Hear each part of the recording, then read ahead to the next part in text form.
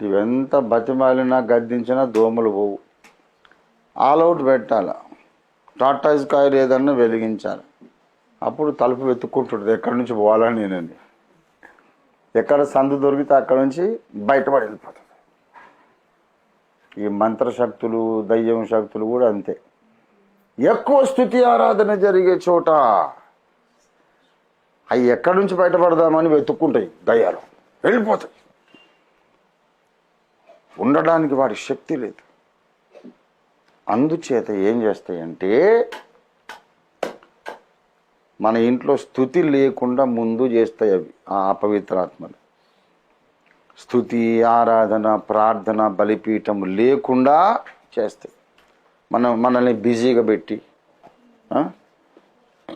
మన హృదయంలో సణుగు గొణుగు నింపి, మనం స్తుతించకుండా, ఆరాధించకుండా. ఈ సైతాని గారి బద్మాషి దుర్మార్గం కూడా నాకు 60 ఏళ్ళు పరిచయమే. వాడెంత దుర్మార్గుడు నాకు 60 ఏళ్ళు బట్టి తెలుసు. నేను ఇంతకుముందు ఏం చెప్పాను? స్తుతించకుండా, ఆరాధించకుండా వాడు మనల్ని ఆపుతాడని చెప్పే కదా, బిజీగా పెడతాడన్నాను కదా. వాడు ఎట్లా బిజీగా పెడతాడంటే మంచి పనులతోనే బిజీగా పెడతాడు. మంచి పనులతోనే ఎక్కువ సువార్త చెప్పు, ఇంకేదైనా మంచి మంచి గ్రంథాలు చదువు, రోగులు ఉన్నారు వాళ్ళని దర్శించు,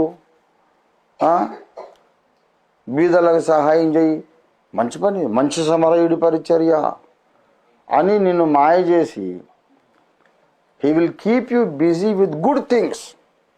నువ్వేమనుకుంటావు అంటే నువ్వు గొప్ప పని చేస్తున్నావు అనుకుంటావు, స్తుతి మర్చిపోతావు.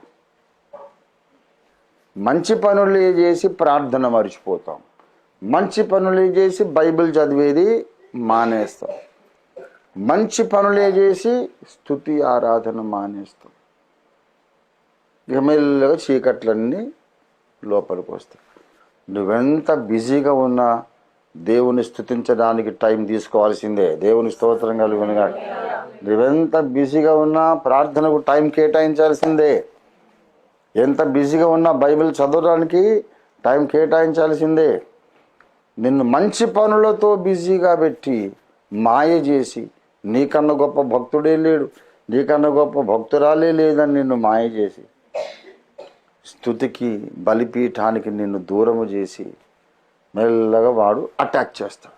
ఎప్పుడో ఒక బలహీన గడియలో నువ్వు స్తుతి ఆరాధన లేకుండా కొన్ని రోజులు, వారాలు, నెలలు ఉన్న తర్వాత ఎప్పుడో పంజా కొడతాడు నీ మీద. నీకు అర్థం కాదు. యేసయ్య నన్ను ఎందుకు కాపాడలేదు అంటావు. మళ్ళీ కొత్త పాట పాడుతావు.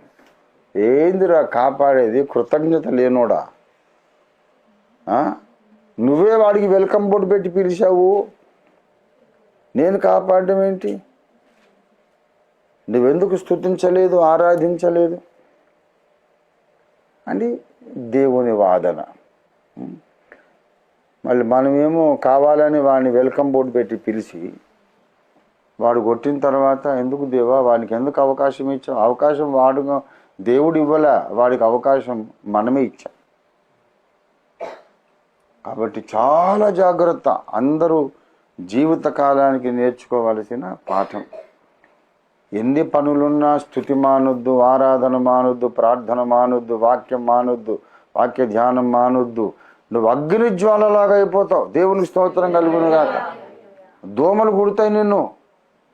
మలేరియా, టైఫాయిడ్, డెంగ్యూ, ఓంగ్యూ అన్నీ వస్తాయి. కానీ అగ్ని జ్వాలను కుడతాయా? అగ్ని జ్వాలను కుడితే ఆ దోమ మూతి కాలిపోతే మొత్తమే కాలిపోతుంది. అగ్ని జ్వాలను దోమలు కుట్టలేవు. దేవుడు తన సేవకులను అగ్ని జ్వాలలుగా మారుస్తాడని రాయబడి ఉంది. దేవుని స్తోత్రం కలుగునుగాక. అగ్ని జ్వాలవు నీవైపోతావు. అంటే నీ మీద ఒక ఈగ వాలదు, ఒక దోమ వాలదు. అగ్ని జ్వాల. నీ దగ్గరికి ఏ క్రిమి కూడా రావడానికి వీలు